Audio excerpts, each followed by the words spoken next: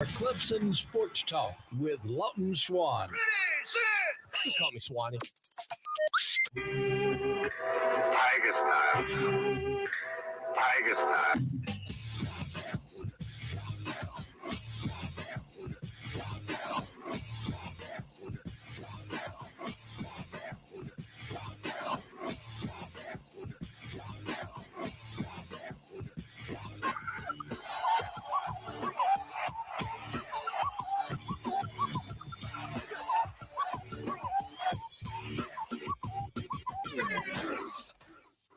Finally, Clemson Sports Talk has come back to Drive Time. Hello, everybody. Lawton Swan back in the saddle once again. It is the show that shakes the Southland.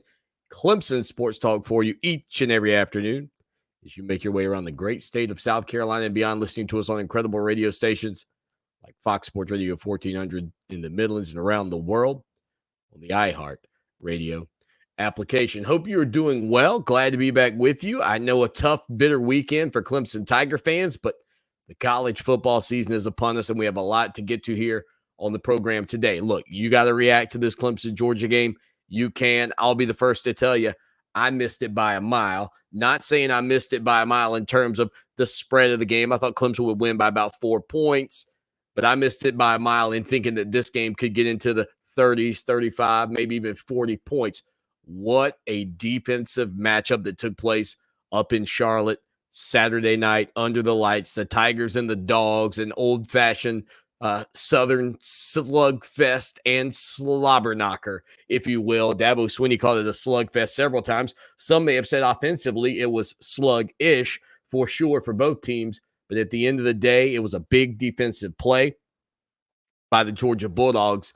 That was the difference. And for the first time since, I believe, 1982, Clemson loses a game. Ironically, that game was also lost to Georgia without giving up an offensive touchdown. So 2 scores offensively in the ball game, a couple of field goals for both teams, moments in that game that certainly have a lot of Clemson Tiger fans frustrated by the offense. But this, to me, and I tweeted this out earlier today, there are a couple of things that cannot exist and cannot be, I guess, mutually exclusive. And look, you know this. You're a part of this show. Your boy Swanee does his best, but I am no Bill Shakespeare. English. Who needs that? I'm never going to England. But I'm pretty sure the title mutually exclusive fits here when I'm about to drop this little tinge of knowledge on you here. I have heard pretty much ad nauseum since the end of the Clemson-Georgia game about how good Georgia is and how that's an elite program and how they're in line for the college football playoff, on and on and on. I don't disagree. But in my opinion, you can't have that conversation on a local scale, on a national scale, in the Classic City, in Tiger Town, or anywhere else in the country, and then say this. But I just think Clemson's lost it. I just don't think the Tigers have it anymore. Those two things correlate. They are one and the same at this point. And I'll put it to you this way. Yeah, you wanted to win the ball game. I get it. You wanted to win every ball game. You're a fan, short for fanatic. You don't want to lose anything. You don't want to lose 45-41. You don't want to lose 10-3. You don't want to lose 2-0. You don't want to lose. You're a fan. I get it. But you can't have one conversation and then switch to another on the opposite side. Both of these teams are elite on defense. And the way you know that is this. What is your perception of this ball game if it's Andrew Booth with a pick six and Clemson wins it 10-3? Just flip what happened in the game and you tell me then, as a Clemson fan, how do you feel about that Georgia team that you just played? Are they a team that looks like they're falling apart? Are they a team that looks like they can't get to the top? Are they a team that looks like they can't make the college football playoff? Or do they look like a pretty doggone good football team with a great defense? Now, listen, if you ask me my honest assessment in terms of why you could argue against me, I'll give it to you. Georgia was without 4 or 5 of their top targets. Clemson was pretty much full go at wide receiver. And there was still an inability to move the ball offensively on the ground for Clemson that Georgia did not lack. I get all of that. The Lynn J. Dixon scenario, we weren't sure. Got wind right at the beginning of the game that Lynn J. might be in some sort of trouble. Didn't realize it was just, 3/4 of the game trouble or maybe half of the game trouble. But he did finally get it in the ball game. Clemson certainly wasn't able to execute on the offensive line the way you would want it to take place. There were issues with Jordan McFadden, who we have, thought really good things about this entire offseason. But the Tigers, at the end of the day, had the ball multiple times with opportunities to put points on the board. My biggest disappointment, you get an interception. You have the ball at the 33-yard line. You have the ball. Balin Spector gets an interception, gets tackled about the 33-yard line. And instead of picking up 5 yards, kicking a field goal, 7, 9, 10 yards, kicking a field goal, you yield 2 of the 7 sacks that you had in the ball game. You back it up and put it in reverse, 9 yards, essentially beginning Georgia's drive as they would eventually take over and then drive down the field and get a field goal to take a 10-0 lead. So instead of making it 7-3 there, it's now 10-0. Then the other part of the ball game that still to me frustrating is the possession when you get the ball to the 5-yard line. And again, this flashes me back to Wake Forest a year ago in the opener, where Clemson doesn't feel confident and cannot punch it in. You're 5 yards out. You got a 250-pound quarterback, and there's no opportunity for him to even run a QB power to get maybe 2-3 yards. Like, look, if Georgia, and my goodness, the monsters on the interior, Dabo Swinney talked about them. We'll hear from Dabo Swinney. His Sunday teleconference coming up here in just a little bit today. We heard from both Brent Venables and Tony Elliott and several players up in Tiger Town. We've got audio from both coaches after the game coming up for you here on the show today, and a whole lot more. But their inability, Clemson's inability to score at the 5-yard line or to even be willing to run QB power in that situation against Georgia's monstrous defensive front still kind of bothers me. Like, I'm a hat on a hat. Let's go out and get it. And if you can beat me, beat me. And if you, and some of you would say, but Swanee, what happens if they blow up, DJ in that point? And my goodness, based off of the reactions that I saw on social media and the text I got, some of you shouldn't have cared anyway. I mean, I got texts left and right. Who's our backup quarterback? Let me tell you, if DJ Uiagalelei couldn't or wasn't suitable for you in that ball game against Georgia, you didn't want to see Tyson Pumachan. Trust me on that. That's like trying to tell me that when you had Deshaun Watson at quarterback that you would have preferred Zarek Cooper. Kelly Bryant, you would have preferred Zarek Cooper. Sorry, Zarek. And most of you go, yeah, and I don't even think that Kelly Bryant was all that great. That's fine too. That's my point. That's my point. Yeah, can we get somebody in there for Big Trev, the Giant Killer? Because he's not doing it for me right now. Cole Stout, get in there. I mean, sorry, Chase Bryce, sorry. I said Cole Stout, I meant Chase Bryce. Either way, those were the two moments in the game that were still very frustrating for me as an observer of this ball game, was when Clemson had the ball at the 33, back it up and put it in reverse. And then when Clemson's got the ball at the 5, you don't really do anything on the ground to at least try to get into the 2, the 3. I mean, really to kind of change it up. And again, it was a battle of two great defenses. There is no question about that. 803-450-0086. You want to get in on the conversation, you can. Hope you like the new backdrop. I decided against new paint in the studio. I decided, no, you know what? I think I was going to do it. I had the stuff in the cart. I had the color scheme I wanted. And then I started thinking, I'm like, you know what? Let me set it up and see if I like it first. And you know what? I do. And so now I'm thinking, well, saves myself a little time, saves myself a little work. Appreciate each and every one of you hanging out. Like, share, and subscribe. Don't forget, we have a goal to reach 1,000 subscribers by Game 6. You have us closing in on 500 already. It's been an incredible run. We got our man, the Honey King of the Upstate, Kyle, hanging out with us today. Go check out his honey business when you get some time. He's digging the new Clemson Sports Talk head in the background, the big logo. I said it on Friday when we were talking with Clemson Tom. If the paw didn't exist, you can't show me a better tiger than that to be the representation of Clemson University.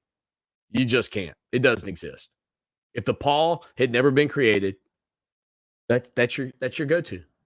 Simple as that. All right, let's see what else is going on with everybody hanging out with us here today. Edward said, Swanee, what's your feel of the rest of the season? I think it's a one-game mentality, and we finished strong. Look, I said all off season, and you probably know this, Edward, because you're a loyal listener to the show. You hang out with us all the time. I said, look, I think Clemson was more likely to go undefeated losing this opener than winning it. Like, I think they will be supremely locked in. I think the other thing you saw is that, again, there's really not a team on Clemson's schedule that's going to present a defensive front like that. The problem that you have as Clemson at this point, more than anything else, is there is no margin for error. And that's the one thing you haven't had to face in a long time because of who you've been. So you got to go out, you got to win every game. And I think you probably need to be more convincing than you would have had to be if you were just undefeated. And this goes back to my premise on what could happen if Georgia, who you see, look at Georgia's schedule. You fire up the Bulldogs schedule, there's no reason to think that Georgia can't go undefeated into the SEC championship game. And for anybody hammering on Clemson's schedule and how there shouldn't be enough room for them to make their way back, I hate to break it to you, but Georgia's schedule is not all that difficult, in all honesty. You take a look at Georgia's schedule, and I want you to just, in your brain at home, say, hey, would Clemson win or lose that game? Right? UAB coming up this weekend. South Carolina on September the 8th.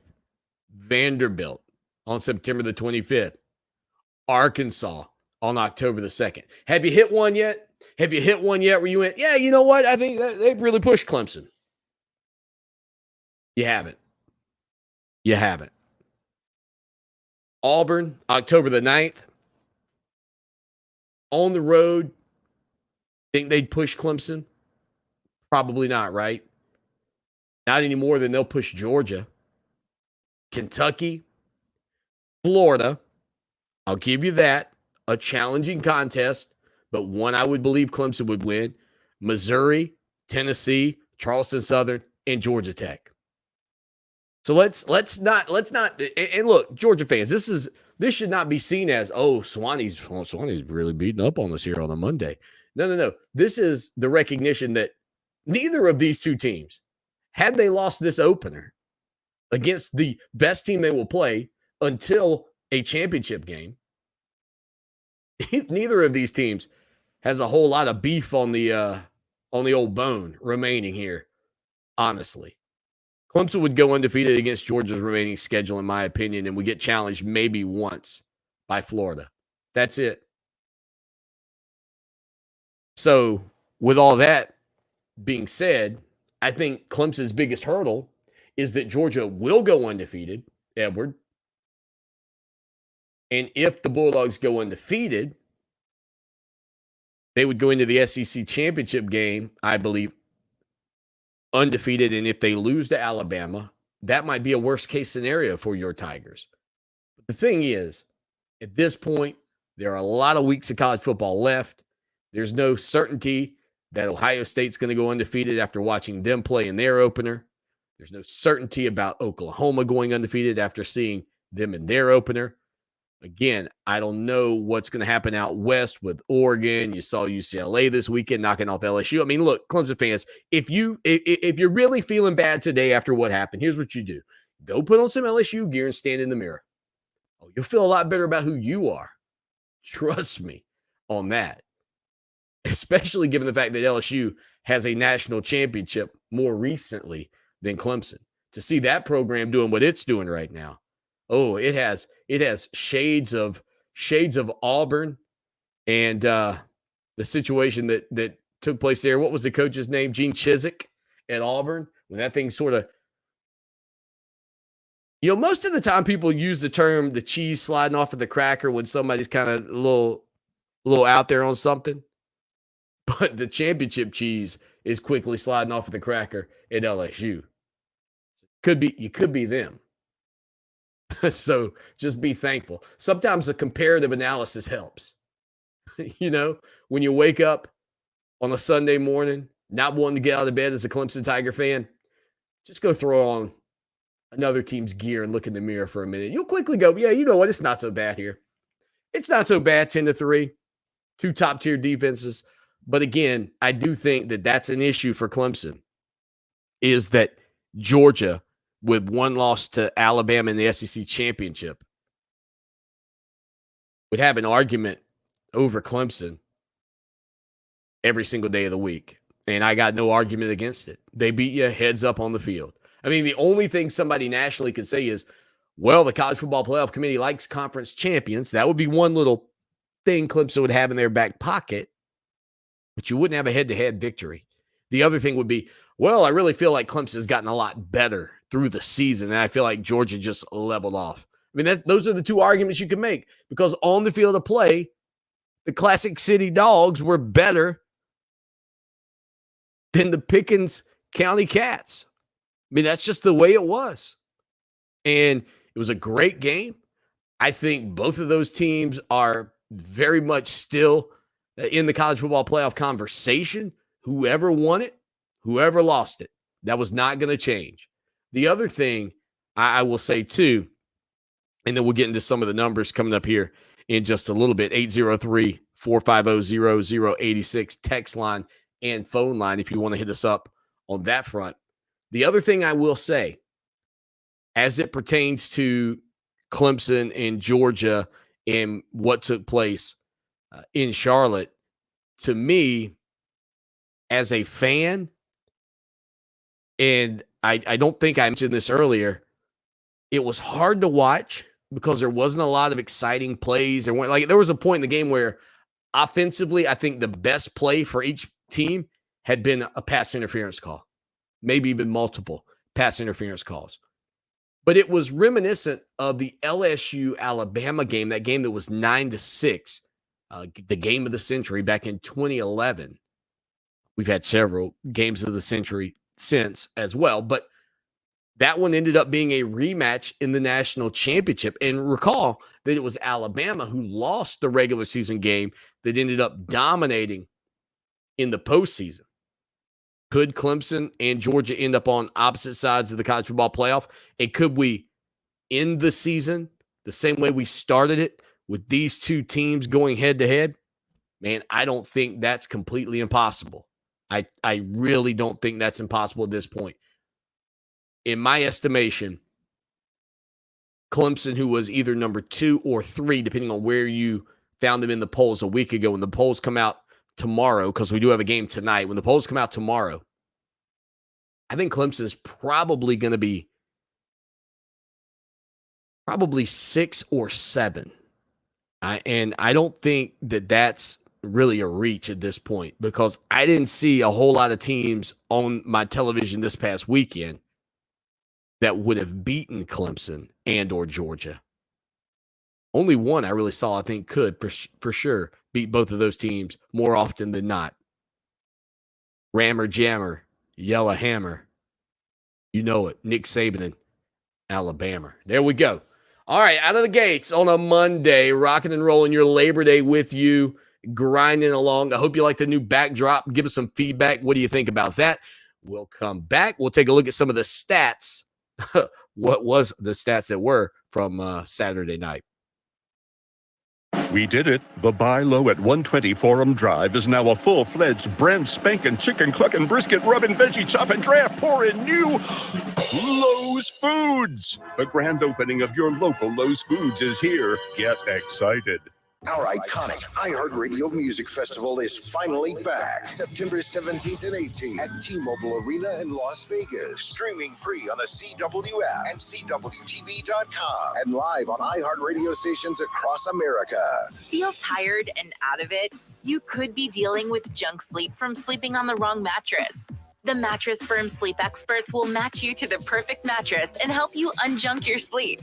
Visit mattressfirm.com or a Mattress Firm store today. The world is upside down and millions of Americans are out of work. Debt keeps rising, and yet taxes and interest rates are at historically low levels. What's going to happen next? Oh, I don't know. Space monkeys could arrive. Times like these, it is important to do your homework and be prepared, especially if you're near retirement. Hi, it's Glenn Beck. This is not the time to go it alone and hope for the best. I want you to call Pat Struby today and find out what he can do for you right now. Do what other families just like yours have done for over 20 years. Call the team at Preservation Specialists.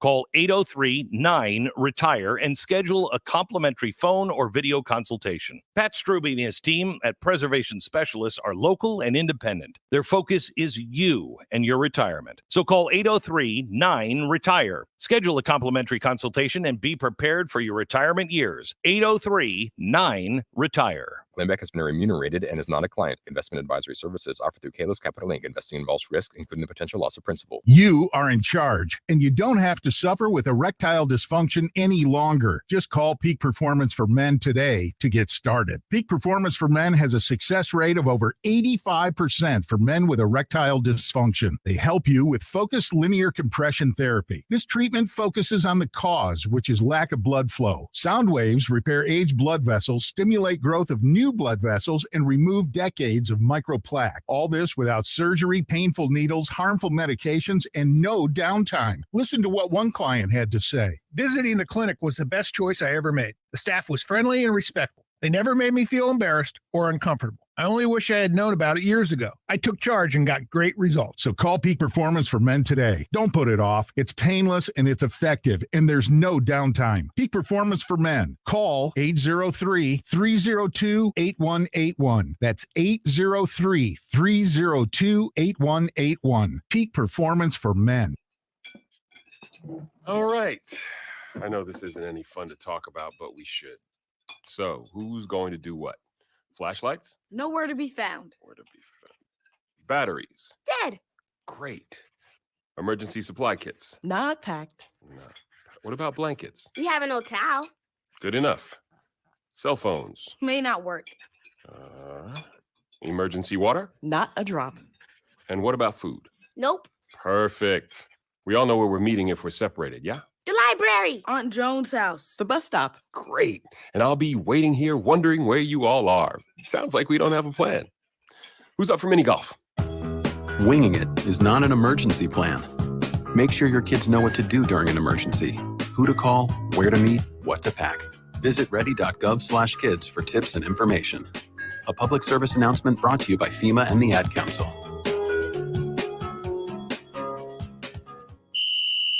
You're listening to Clemson Sports Talk with my dad, Lawton Swan, on Fox Sports Radio 1400 and on the iHeartRadio app.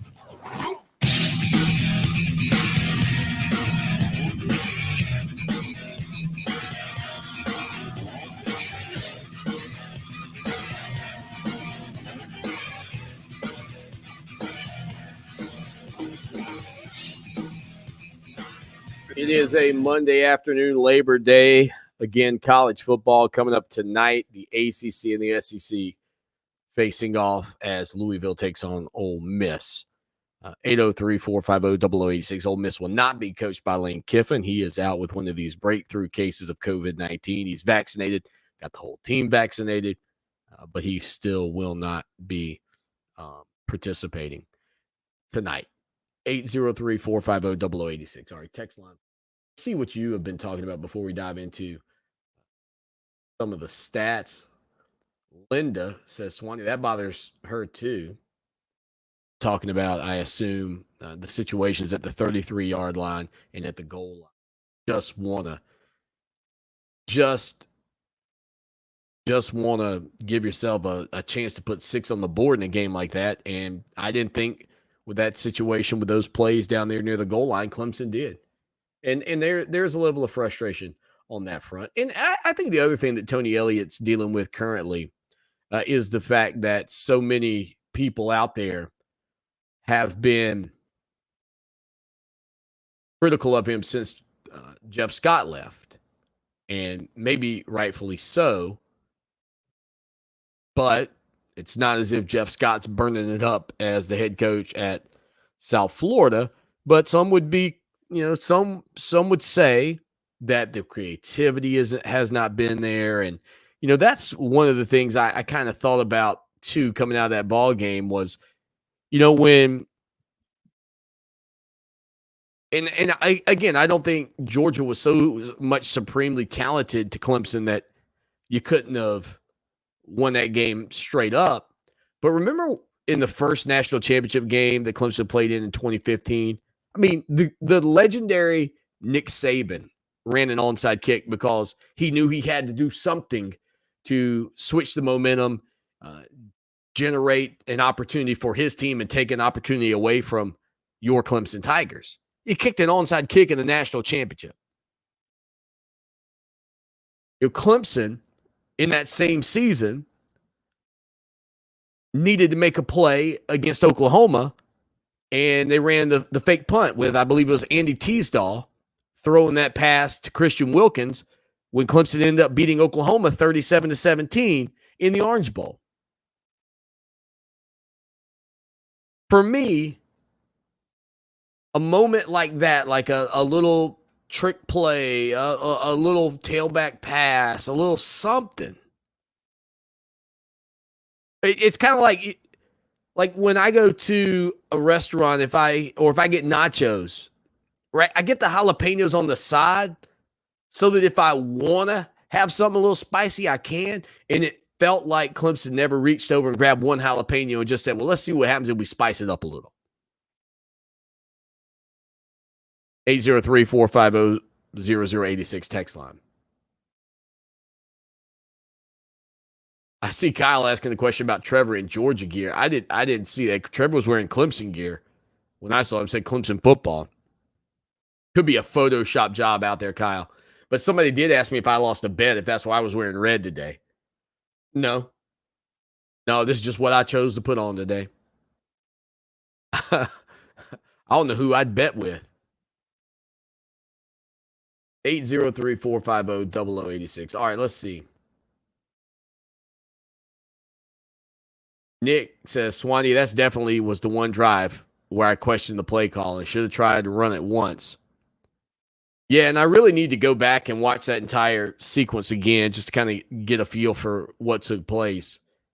There were a couple of other things, before we get into the numbers of it all that really I've come to just despise review in college football.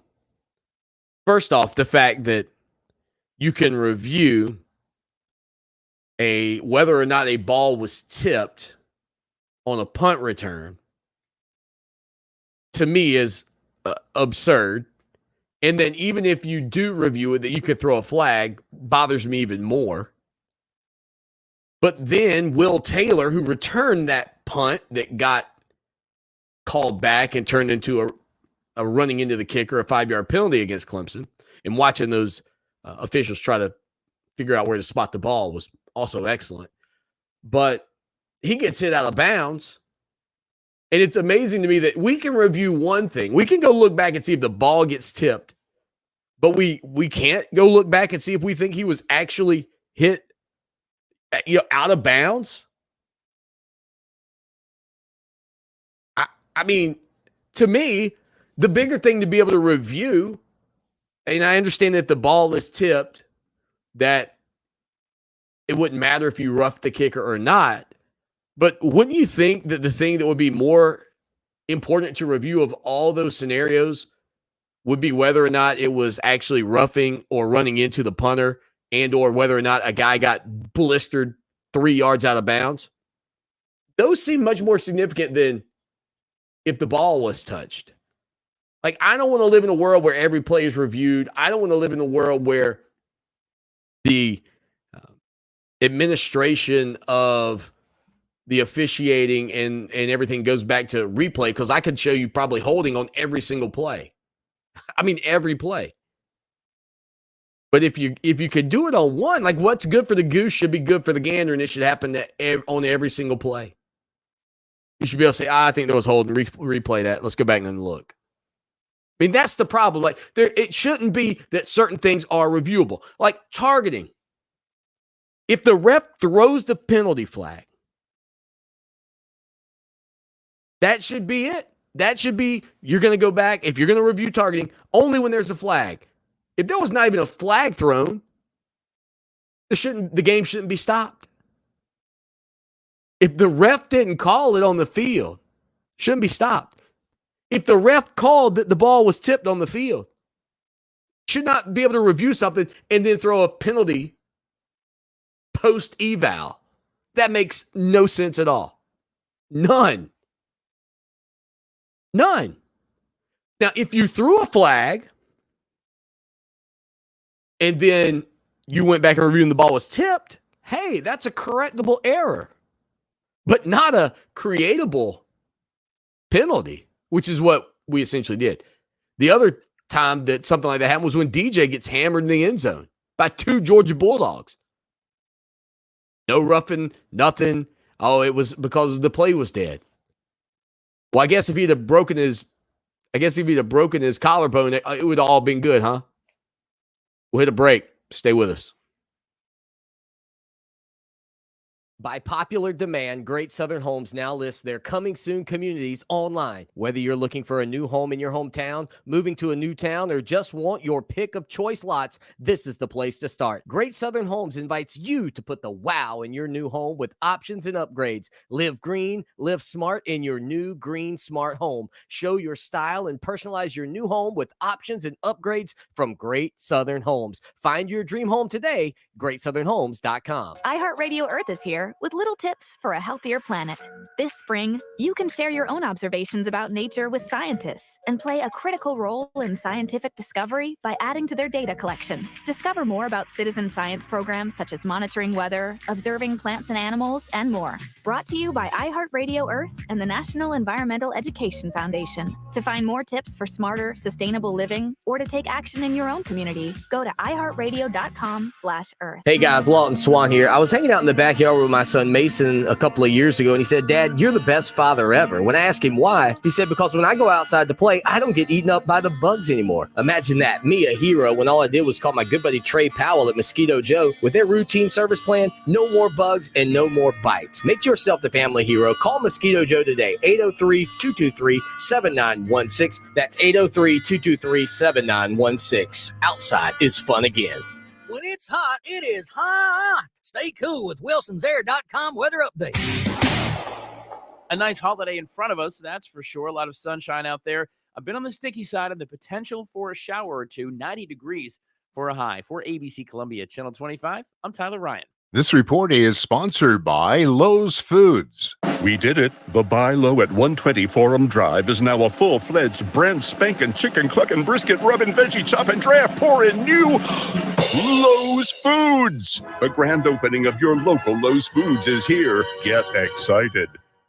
Job coaching, computer and technology training, Braille instruction, educational workshops, mentoring, social networking, and recreational camps.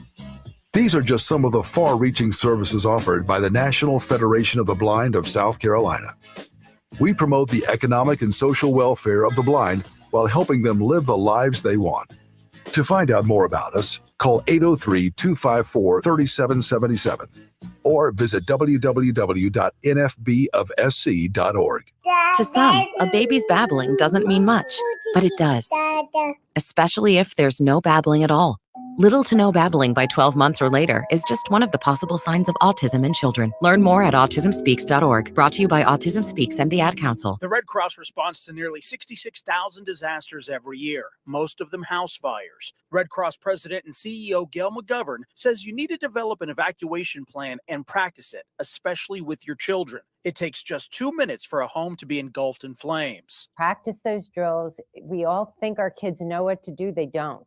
We need to teach them. We have started a large campaign where we're going into vulnerable communities and helping install smoke alarms. Already 92 lives were saved, and 4 of those lives were saved by a 5-year-old girl who remembered what we taught them during these fire drills, and she got her family out. We also have a slew of free apps that people can download onto their smartphones. It's what to do in every kind of disaster you can imagine, how to prepare and how to recover. To help support all the Red Cross does and to make a financial donation, go to redcross.org. That's redcross.org. Sports Radio, Fox Attitude. You're listening to Fox Sports Radio 1400.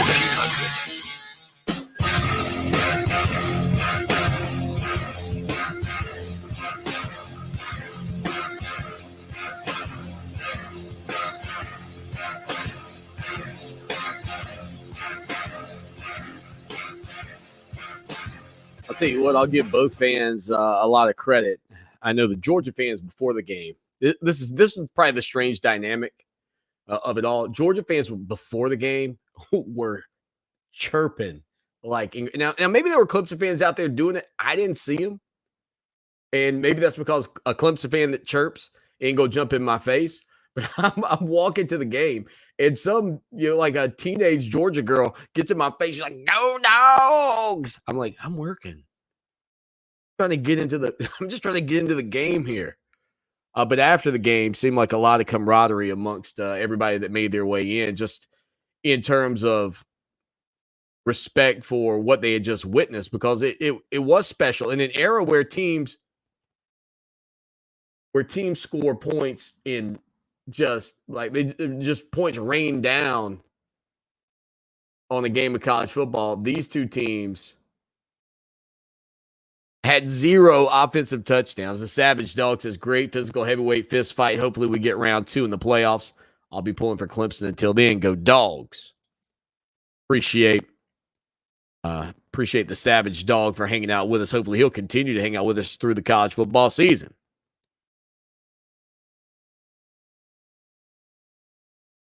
TD says, Swanee, I think the committee, will view Clemson's performance against Georgia better than Oklahoma and their performance versus Tulane. And look, this is what I was saying earlier about the way this thing is going to eventually play out, is that there's a lot of football left, and a Clemson-Georgia matchup, 2 Titans, no offensive touchdowns, 7-3, the difference of pick 6 versus Oklahoma's 5-point win over Tulane, 40-35. Yeah, I agree on that front. All right, let's see who else we got today checking out the show and hanging out with us. Preston was saying that the Georgia gear for Trevor Lawrence was apparently in response to a bet with a teammate, according to ESPN. Okay, well, yeah, sure. Big Trev may have lost a bet, but not Big Swanee. Not Big Swanee. I'm just wearing red because I can. I wear red. I can wear orange, green, pink, purple, blue, violet, whatever color I want. Today I just happen to put on red. Some people are like, why? Why would you do that, Swanee? Would you wear garnet? I don't think I own anything garnet. I'll be honest with you. That's the truth on that front. All right, 803-450-0086. So we'll hear from Dabo Swinney tomorrow. It'll be a Talking Tuesday. And we'll get to hear from him on Wednesday as well as Clemson prepares to take on SC State. But last night, if you missed it, we did get a chance to hear from Dabo Swinney on his Sunday teleconference. And here's what Coach Swinney had to say about the Tigers and the Bulldogs in that incredible matchup played up in Charlotte on Saturday. I appreciate it, Ross. Well, first of all, congratulations to Georgia. Incredibly hard-fought game, and they made the critical plays at the critical time to get the win, and they're a great team, and congratulations to them. But again, a really hard-fought game. We're a critical error pick six away from a 3-3 overtime slugfest, and but just too many mistakes. But at the end of the day, we did a lot of good things in the game. Our defense and our special teams more than played well enough to win the game. Offensively, we really struggled, and but we'll dust ourselves off, own it, and go get better, and grow from it. But Dabo Swinney there talking about this Clemson Tiger team. He also mentioned the two defenses. Two elite defenses on the field.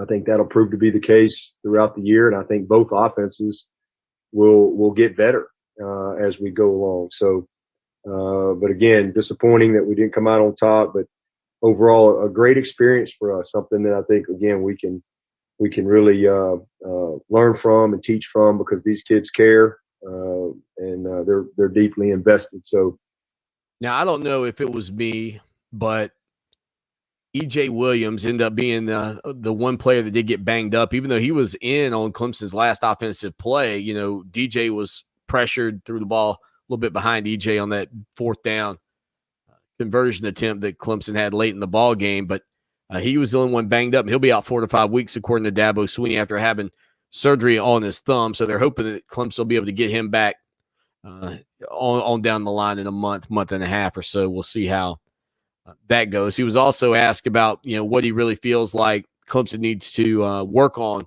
offensively as they move forward. Well, we definitely don't. I don't want to take anything away from Georgia's defense. No, they're really, really, really good, and they won some plays, but it's the things that we do control, and it was disappointing. Again, it's 3 minutes and 50 seconds in the second quarter, in the first half, it's 0-0. And we made the critical error. We had a critical bust. We took too many sacks. We had a sack on a receiver because we missed a signal and didn't run the right route on a critical third down. We had obviously had a few on the OL. A quarterback took some sacks, and just a lot of things that we can do. We fumble. We had a great third down call and we dropped the snap. We had a critical drop on the third down, and we didn't manage the game well either. Players or coaches. So there's Dabo Swinney talking about Clemson and that matchup with the Georgia Bulldogs. Here's what he said about the entirety of how they played in terms of going heads up against Kirby Smart's squad.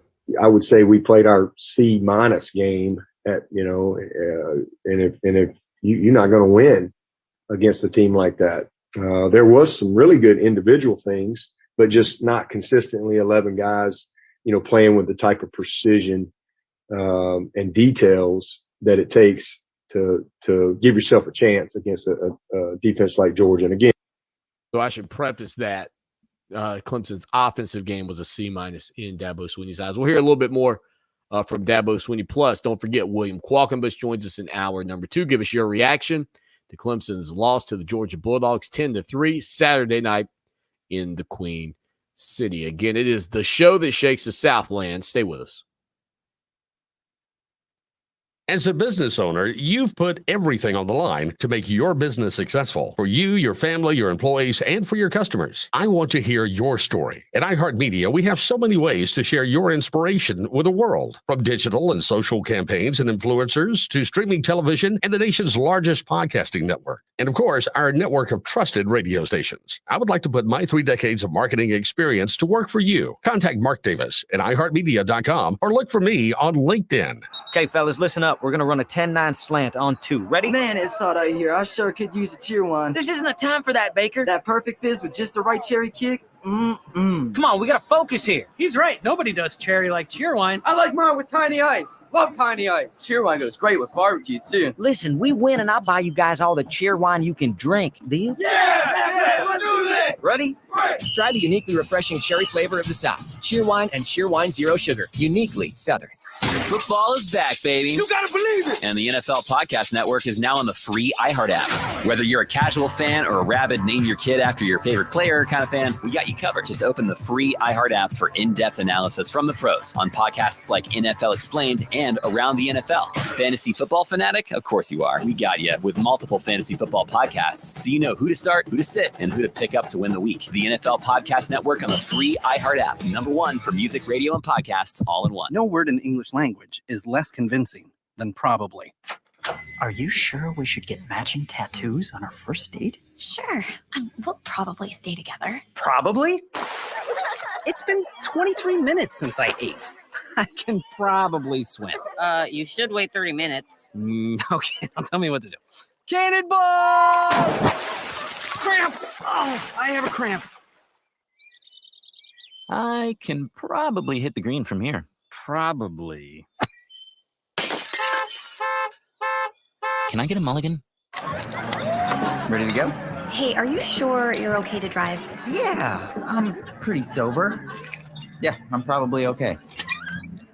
Probably okay isn't okay, especially when it comes to drinking and driving. If you're drinking, call a cab, a car, or a friend. Buzzed driving is drunk driving. A message brought to you by NHTSA and the Ad Council. Most of my family, they never graduated high school or even let alone go to college, so I'm trying to break that barrier. My daughter Brooklyn was also a motivation for me to go back to school. Every day after work, went straight to school, studied hard, and it paid off. At age 26, Kareem finished his high school diploma.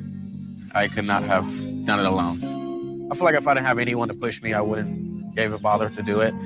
I got one milestone down the drain, and now I got to work on the next. I see the future is really bright for me.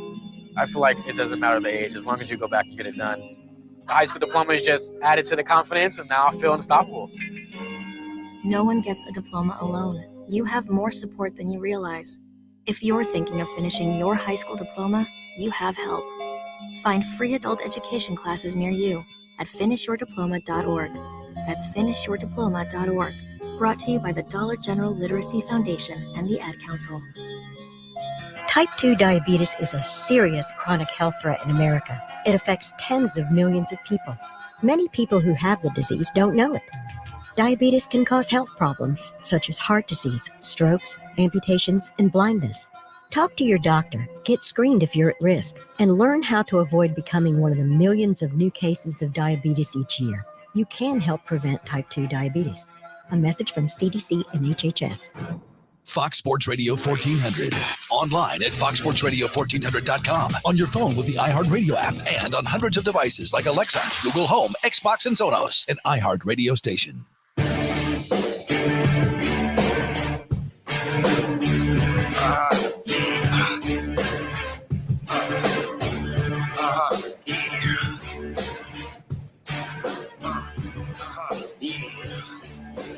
Shout out to everybody tuning in on Facebook, YouTube, and Twitter. Thank you. Hit that subscribe button over on YouTube. Trying to grow that to 1,000 subscribers by the 6th game of the college football season. I think we can make it. I got a good feeling about it, just based off of how quickly this thing has kind of skyrocketed. I'm kind of sad I hadn't been on YouTube all along, but I got tired of it, and then I finally figured out how maybe I could make it work. So thank you to everybody for being a part of the program this afternoon. Let's see, what do we got? QM McCall says the University of 1980 is trash. Clemson needs to fix the offense. Talking about the Georgia Bulldogs, that 1980 championship. And that was one of the things that did stand out to me is how many of those Georgia fans, man, are still wearing those Herschel Walker jerseys around. It really does make you recognize as a Clemson fan. And look, I don't think you'll ever get rid of all the Herschel Walker jerseys or all the William Perry jerseys at Clemson, for that matter. But when you start to have a couple of national titles under your belt, when you got the footballs in the backdrop with the championship logos on them, you start to see more Trevor Lawrence jerseys and more Deshaun Watson and more recent guys, and there were lots of Herschel Walker jerseys rolling around. Yeah, Heisman Trophy candidate. I get it. Been a long time though, long time, and I think that's part of what Georgia fans want, that you have, Clemson, and they couldn't get it. They couldn't get it Saturday night in Charlotte. They could maybe feel like they could get there, but they couldn't get it. And that was a national title. They'll have to continue to go out and earn it on the field this year. But they just wanted to know, and I think that tells you. I mean, when that stadium was rocking, dude, you could feel it in the press box. It was moving. Georgia fans want what you have, Tiger Nation. They want what you have. They have unbelievable talent on that team too. And Kirby Smart has recruited his tail off and really made that into a heck of a program. And you saw that on Saturday night. But the margin of error between being the winner and losing that game, it's thin, buddy. It is really, really thin. 803-450-0086. HD in Charlotte says, I appreciate your direct and spot-on analysis as usual. You make all the points that need to be discussed. Great job. By the way, what's going on the other wall? This blank canvas, if you will. You know what? I'm thinking maybe a fathead. I have a national championship clock from 81. And I tried it over there earlier today and just getting a look at it, didn't do it. I think it's going to have to be something substantial. So I'm thinking it probably will have to go fathead.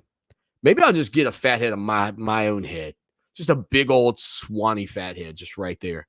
That's what I'm probably going to go with on the other wall. And I really don't think I'm going to paint it. I think the color scheme's fine. Plus, I don't want to have to paint the whole room. If I could just paint, if I could just paint this corner of the studio, that'd be it. But I don't think the wife would allow that. I'm sure I'd have to finish up, and there's a lot of trim. So we may just go with tan as the backdrop here on the show that shakes the Southland. It accentuates the purple, I like to think. All right, so we heard from Tony Elliott today. We'll give you some of that audio here in hour 1 and in hour 2. Plus, we'll have a little bit from Brent Venables. But William Qualkenbush still set to join us, too, on Labor Day in hour number 2 of the program. Here, Tony Elliott, however, was asked to give his assessment after getting a chance to watch the film and the self-examination that he had yesterday of what took place out on the gridiron on Saturday. You know, it was tough. I think first and foremost, you know, we got a group of young men that really care. And so as coaches, you're definitely hurting for them and always want to evaluate yourself first, see what you could do better to help them in a game like that, in that situation. But there was some good things on tape. They did some good things, man. They played hard. They played physical. That was the challenge from the top in this game, is we wanted to come out and match them physically to the best of our ability, play hard, play tough, and get back to playing Clemson football. You know, the one aspect of Clemson football that we didn't do is we didn't play smart at times. We broke down. I mean, you're gonna lose some one-on-one battles here and there in a game like that when you got such talent on the field. But there were some critical mistakes that we made. That's not part of our formula for success. But I thought the effort was really good. I thought they were tough. We just made some critical mistakes and resulted in 7 points for them. And then on third down, we missed some opportunities. I thought there were 3 third downs out there that we should have converted. That put us at 50%. Would have got us in the red zone, which could have possibly resulted in some more points.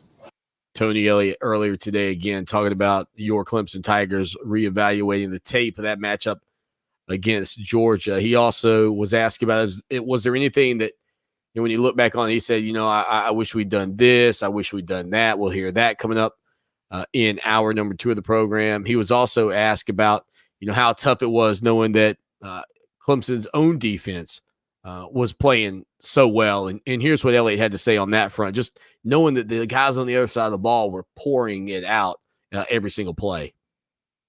That's right. You always want to play complementary football. And biggest thing for us is they did their part, special teams did their part, and we didn't do our part, you know, in that game.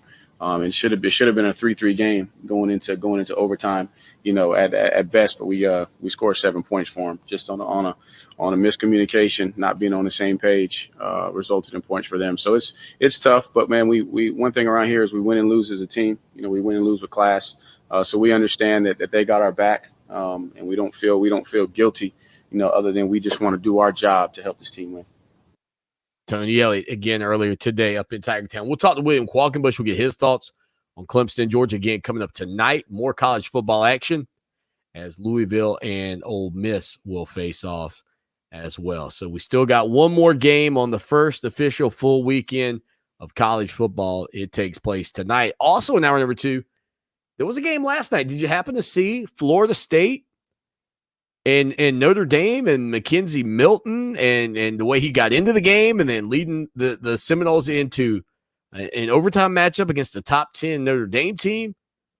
Man, the storylines, they just sometimes write themselves, don't they? And that was what happened yesterday down in Tallahassee.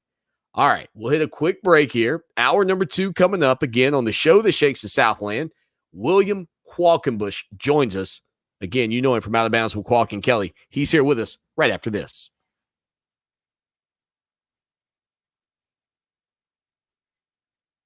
Radio 1400.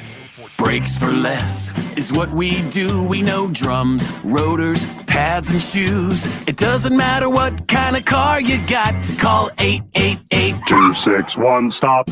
All we do are brakes for less.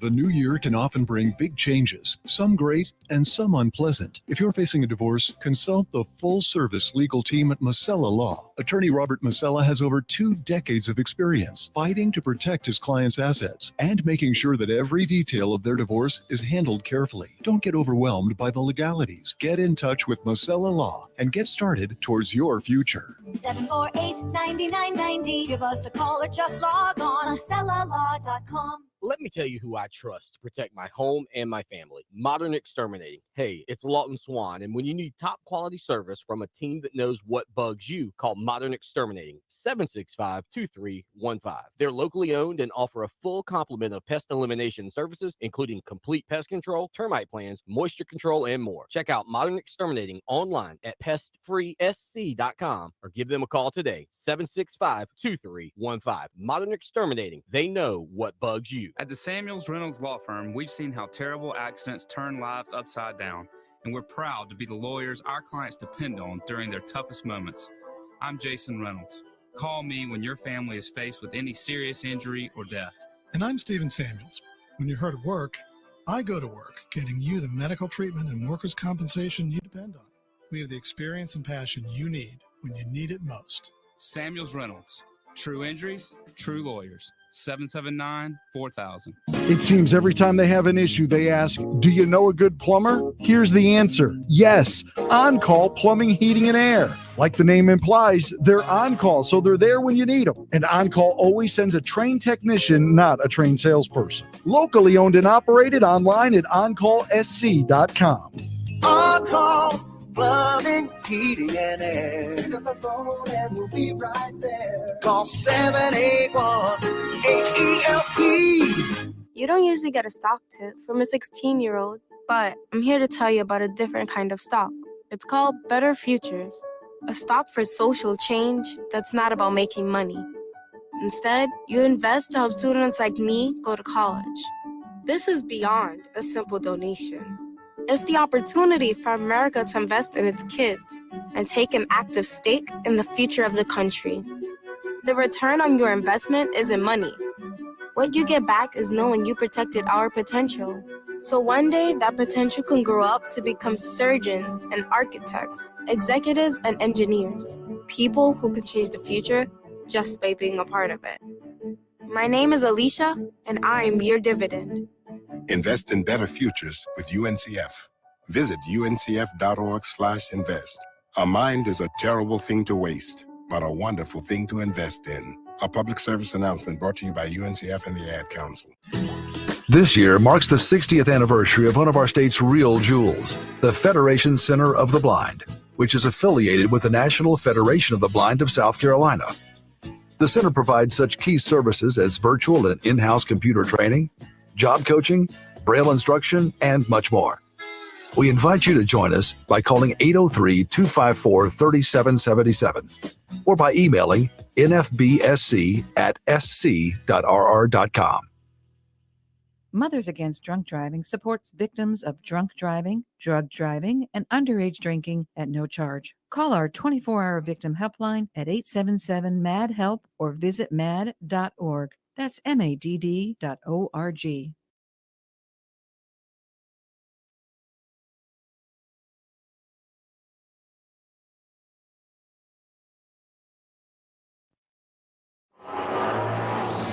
It's time for Clemson Sports Talk with Lawton Swan.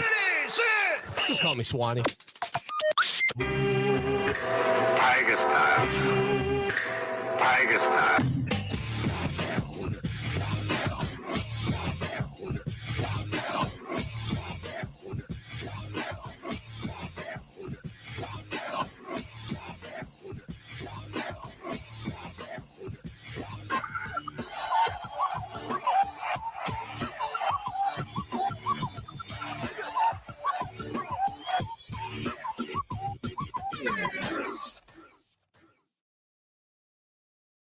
It is hour number 2.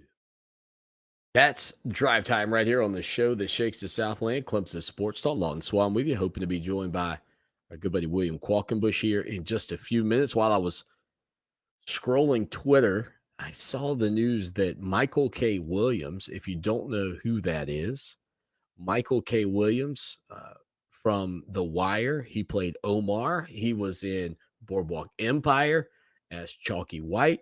Was found dead in his New York City apartment. They believe it was an overdose. And let me tell you, that's some sad news there, because that guy was a heck of an actor. Holy cow.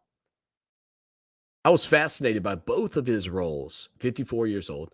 I was fascinated by both of his roles in those 2 TV shows on HBO. And I have no idea if he's been in some other stuff. I probably should look, because he was that good. Like, at times, he was the straw that stirs the drink in that show, those shows, even in smaller parts. Man, I hate that. Hate that news.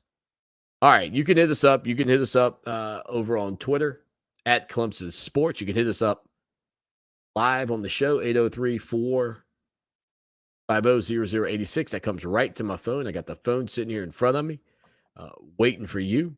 And again, don't forget, if you're watching the show on YouTube, to hit that subscribe button. And over on our website, you can still dig in and get our Clemson Sports Talk wallpapers for your smartphone. A beautiful way to accentuate your phone or your computer. We try to put them together for you every single. So Qualk and Kelly were off today, so there's an off chance that we may not be getting hooked up with him. I did text him earlier, but I didn't say, hey, I'm planning on having you on. I just assumed that he might think that we were, since we were talking. All right, let's see what we got going on here. Text messages in. Larry, Clemson Larry, says, sure glad to hear you on the radio today.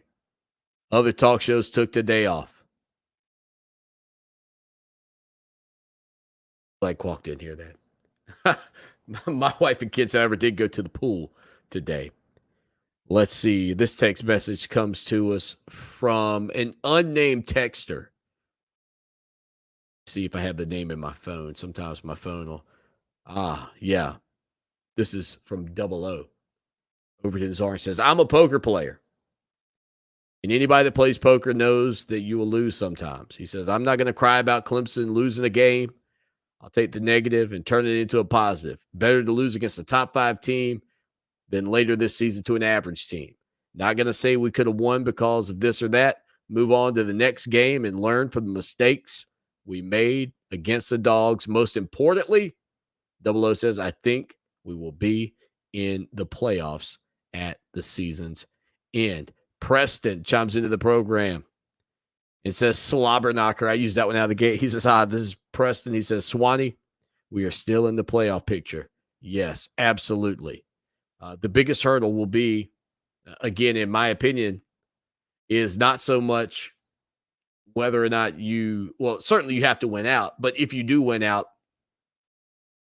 and Georgia were to win out and lose in the SEC championship and some other teams have great seasons, that final spot conversation could come down to Clemson and Georgia.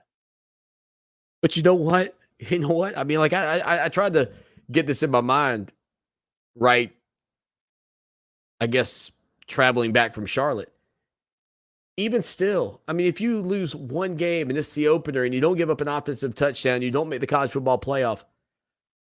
Well, it just wasn't your season. It just wasn't meant to be.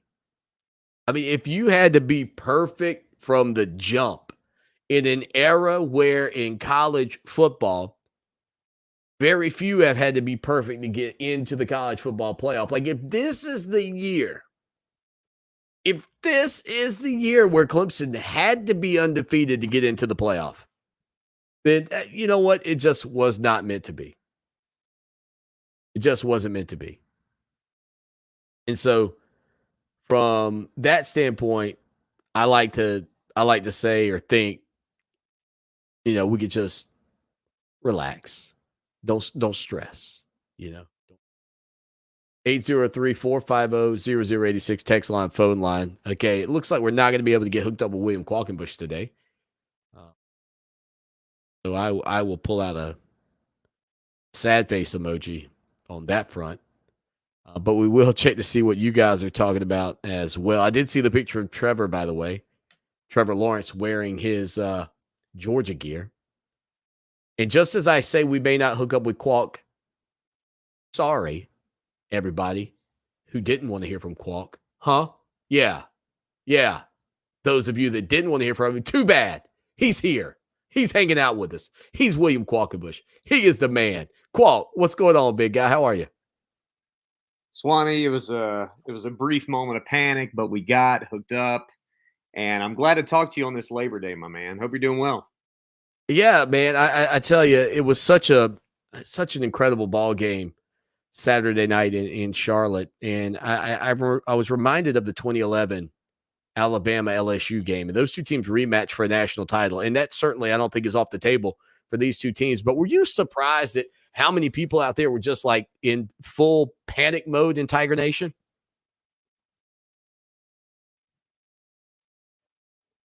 Uh-oh. Did I lose your Qualk? It's interesting. Not really, because let me see. You're good. Can you hear me? Can you hear me okay? Yeah, you're good. Okay. I was not surprised. Just simply because I felt like there were opportunities for Clemson's offense to look significantly better than it did. And for the first time in years, Clemson sort of shrunk from those moments. And so I was really not that surprised at the way that people reacted, at the way that just the way that things went, the way that the conversation has gone the last couple of days. When you fail to crack 200 yards against anybody, that's upsetting, particularly when you hold your opponent to 3 offensive points. That's upsetting. When you have, a massive game against a top 5 team, and you go in thinking your defense is going to be great, and then they exceed those expectations, all you need is your offense to be decent. You need your offense to basically hit 18 pars, as it were, and they can't. They can't even manage bogeys sometimes, to use a golf analogy. Yeah, I think people are going to be frustrated. They're going to be very frustrated. And look, I think some of that frustration is legitimate in the moment. I think Tony Elliott today spoke to that, and he sort of addressed a lot of the concerns that people had from his standpoint and took responsibility. I think Joey Ungalay took responsibility, and Dabo Swinney took responsibility. And, I've seen a lot of, think pieces on message boards and social media and everything else about, how Clemson needs new life and new blood offensively. And look, I'm not going to say those people are necessarily incorrect. I think the offense that Clemson threw out there on Saturday night is not going to win a national championship. But I also think that there are a lot of people who act like this is unprecedented in nature, the types of issues that Clemson's had to, that Clemson's got to deal with this year. And what I kind of started seeing was they really haven't. They at least from they've had precedent, I should say. They've been precedented. They just haven't had to deal with them all at once. And so I think that's the big challenge for this team moving forward is trying to deal with all of the issues that reared their ugly head Saturday at the same time. They haven't really had to do that in several years. He's on Twitter at Qualt Talking. He joins us every Monday. So if we talk about this game being, if it were 45-41 or something like that, I mean, wouldn't there be just extreme criticism of Clemson's defense and everybody saying, well, when Brent Venables is faced off against top-tier competition, they've given up X amount of points over the last 3 big ball games, going back to Ohio State and LSU. I mean, that's the other side of this coin, I think, Qualt, when we talk about it, is just how, this whole thing plays out. We'll try to get hooked back up with Qualk here momentarily. It looks like he may have lost his feed. But, and that's the other side of this that I want to ask everybody listening to the show is, if you think about the way you felt or thought about this Clemson Tiger defense against LSU and Ohio State, and we've talked about those games quite a bit here on the program.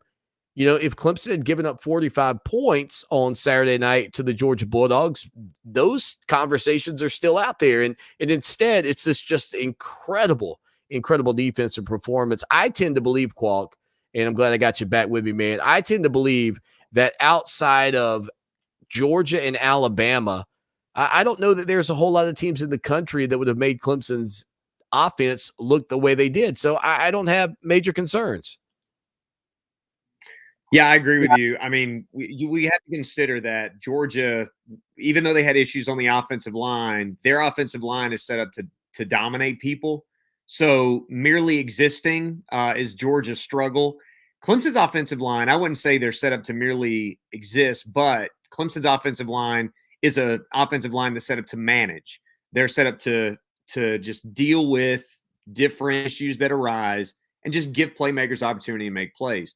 Reality is Clemson's issues up front, they were severe, and they were felt on pretty every snap in one way or another. But to your point, Georgia's defensive front is the best in the country.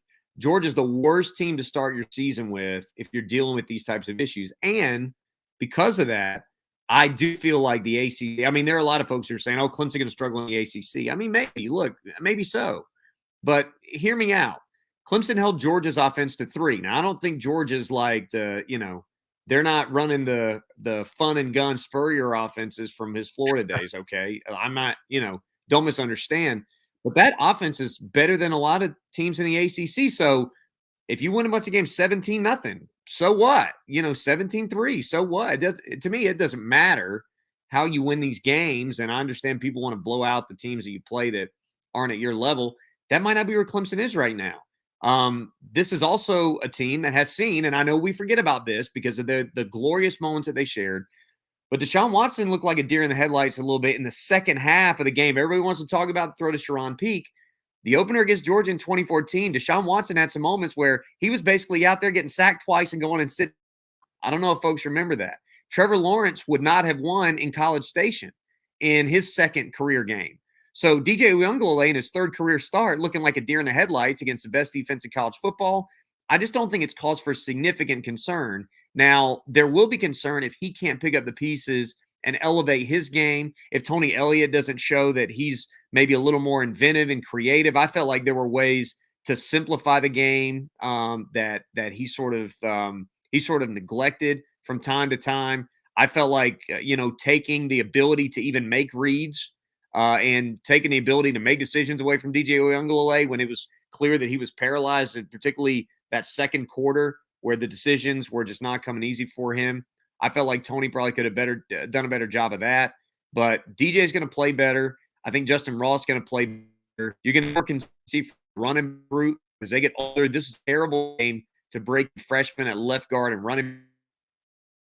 So bottom line, this is a team that has offensive issues, but it has had offensive issues before with players who won national championships. And so I just feel like, yes, Georgia was a perfect opponent to deal with this, but this is also something that happens naturally in the growth of players. Paul, I want to ask you this. If you reverse it, Clemson gets a pick 6, wins the game. 10-3. Are the conversations still the same about the offense? And that's kind of where I guess my head's at. Like, is the narrative all that different if Clemson wins this game, in your opinion?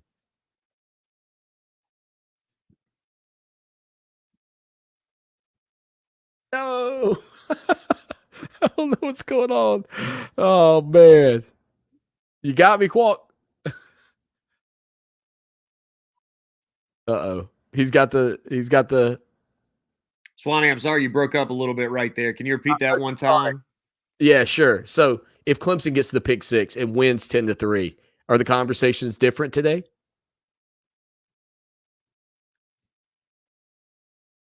Uh-oh. Lost Squawk again. Oh, man. Dang. I don't know what's going on. I don't think it's on our end. So anyway, and so I'll just ask you. The listener. How would your perception change in that moment?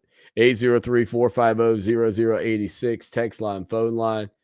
803-450-0086. Let's see. What do we got here over on media? Preston said, you stumped him. Yeah, that's what I like to think, Preston. I like to think that it was my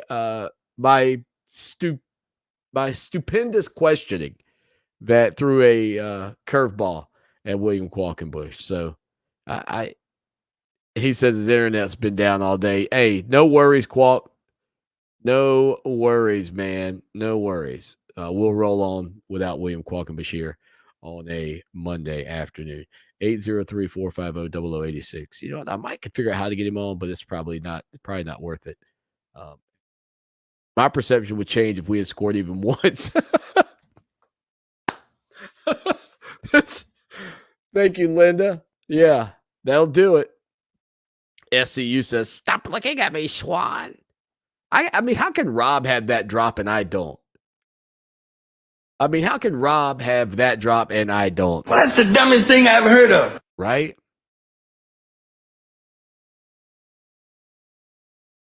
Rob plays that every day. I don't have it on my bar.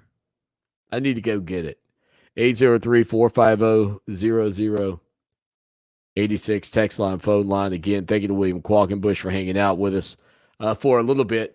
I do wonder, and you know what I'll do? Here's what I'll do. Watch this. This is what I'll do. Let me see if I can do this. So just text me back this answer, Qualk. How would your perception of this game be different if Clemson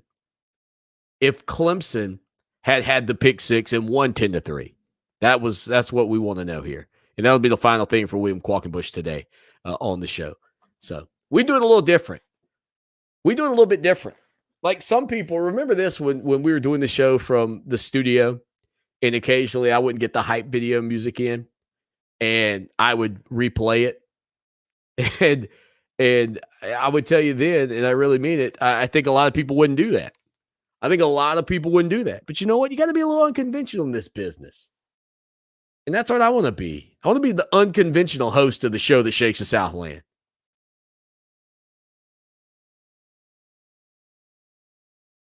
Savage Dog says the bad thing about losing this game is that Clemson has 0 ranked teams left to play. And that is certainly a concern. The ACC did not look good this weekend either in a lot of respects. We'll talk about that coming up here on the program. NC State could find their way into the rankings, and Clemson might be fortunate enough to catch a ranked team in the ACC championship game if they can get there. But I think much like I was saying too, and again, this, Georgia's schedule has Florida. And I think if Georgia fans are honest with the teams they're playing this year, they don't play Alabama from across the way. They don't play Texas A&M from across the way. They don't play LSU from across the way. It's the lighter SEC West. In all honesty, you got Arkansas. That's not your heavy lifting. Who was the other one? I can't remember the full schedule we just went through earlier, but nothing overly daunting, and no games that I would say Clemson would not be favored in remaining. And that's not a shot at Georgia. That's just the reality of their schedule. Georgia would be favored in every game Clemson has remaining. Clemson would be favored in every game Georgia has remaining. Those are two good football teams, folks. Two really good football teams. And it was one play made the difference. And in games like that, small mistakes can crush you. We did it. The Buy Low at 120 Forum Drive is now a full-fledged brand spanking chicken clucking brisket rubbing veggie chopping draft pouring new Lowe's Foods. The grand opening of your local Lowe's Foods is here. Get excited. Lawton Swan here. And I know in sports, we're always talking about the big guy. Well, let me tell you, when you're buying a car, you don't need that. What you need to do is head down to Orangeburg to my good friends at Ferry Chevrolet Cadillac. 4 generations of family-owned business right there at Ferry Chevrolet. No dock fees, no tricks, straightforward pricing in a low-pressure environment you'll love. Check them out online, ferrychevrolet.com, or call them 803-536-1600. It's Ferry Chevrolet Cadillac, just a short 30-minute drive off of exit 145A in Orangeburg. There's a hot new podcast we think you'll like. Variety's Strictly Business. Hear candid conversations about business deals, strategy, and the future of media and entertainment from industry A-listers. Hosted by Variety business editor Cynthia Littleton and co-editor-in-chief Andrew Wallenstein. And once a month, executive editor of music Shirley Halperin will join the conversation to discuss the business of music. Listen to Strictly Business on iHeartRadio or wherever you get your podcasts. Scott here with Traditions Fine Jewelers with some exciting news. A second Traditions Fine Jewelers, Gamecock Tradition, and Tiger Tradition will be opening in the Northeast this September. As we're getting ready to open, we're looking for new people to add to our current staff. Are you a happy person that loves meeting people? At Traditions, we can certainly tell you about top dollar pay, the commissions, and the health benefits, which are all really good. Instead, it's the love of the job and excitement you'll feel coming to work every day that really sets us apart. Don't believe me? Ask our current staff. The average employment time at Traditions is over 14 years. That doesn't happen by accident. Fantastic retail hours, too. Monday through Saturday, 10 to 6, and closed Sunday, making it a family-friendly job, too.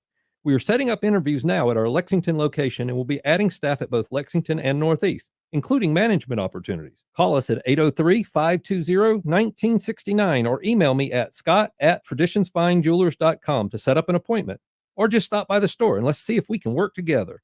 Traditions Fine Jewelers is located at 5134 Sunset Boulevard. Traditions Fine Jewelers, where the Midlands get engaged. When I grow up, I want to be a new pair of blue jeans.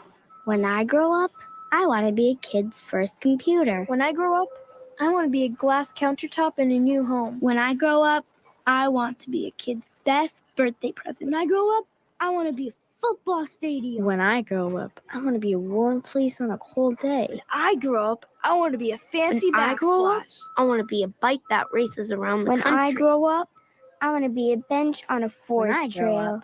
I want to be a rocking chair on a sunny porch. I want to be a skyscraper. I want to be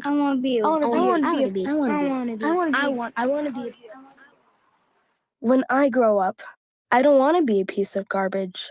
And if you recycle me, I won't be. Give your garbage another life. Recycle. Learn how at iwanttoberecycled.org. A public service advertisement brought to you by Keep America Beautiful and the Ad Council. Hope you enjoyed your meal. And I just want to say, he's lucky to have a brother like you. Lucky? Caring for my brother is far from easy. But he's a part of me, like my arms and legs, so I'll be his. No time for tired. Nothing can disable this love. He needs me, but I'm the lucky one, even though I need help now and then. If you're caring for a loved one, visit aarp.org/caregiving for care guides and community. Support for your strength. Brought to you by AARP and the Ad Council. Stay on top of today's pop culture. Ace and TJ Mornings and today's hit music all day on 104.7 WNOK.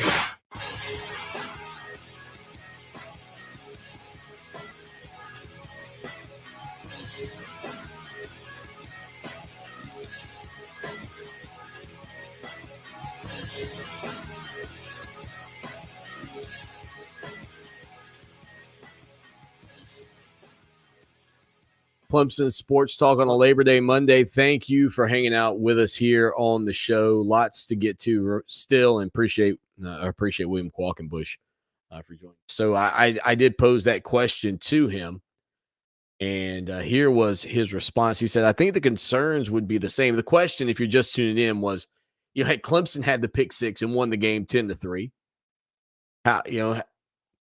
How's everybody feeling at this point? And Qualk said that I think the concerns would be the same, but the framing would be different because you'd be talking about an undefeated season and a trip to the playoff. So I think the recent issue in some big games and the thought that you might have just cost yourself another playoff berth have led to a ton of criticism that would be more muted or more nuanced if it came after a win. And that kind of goes back to a question that we were asked during the break in the chat room from Preston. If you've never been part of the show, watch it on YouTube or Facebook or Twitter. We'd love to have you subscribe. Would love to have you subscribe on YouTube as we're trying to grow that channel, obviously. But there was a question from Preston who said,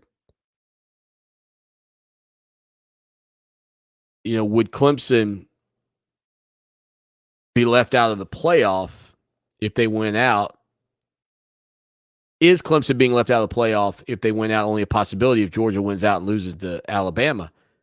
Again, I really think that it comes down to what else happens around the country. Like it's larger than just that game, but that is the one hurdle that I see still very much in front of Clemson. Is that now if Georgia, and they have a very favorable schedule in my opinion, goes undefeated into the SEC championship and they get beat, as long as they don't get just blistered, but even if they did get blistered by Alabama, that's going to be the only thing that would be the saving grace for Clemson in that situation. Now, Georgia were to go to the SEC championship game and win it and beat Alabama by 10 points,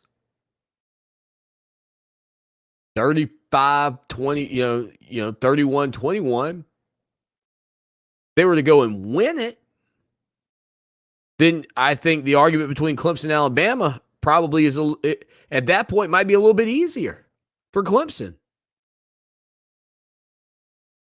Because the comments or the thought process would be, well, the Tigers just had that one mistake and Georgia controlled the game against Alabama, et cetera, at the end of the year. And Clemson would be the ACC champion and all that stuff kind of comes back into it. So there are multiple ways Clemson could still get in the college football playoff, and we have a long way to go.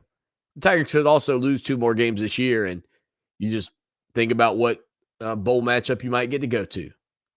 But I don't think anything happened on Saturday night, in my opinion, that just completely destroyed all hopes for Clemson to get into the college football playoff. It just became much more difficult because of the fact that I think Georgia's got a great chance to go undefeated.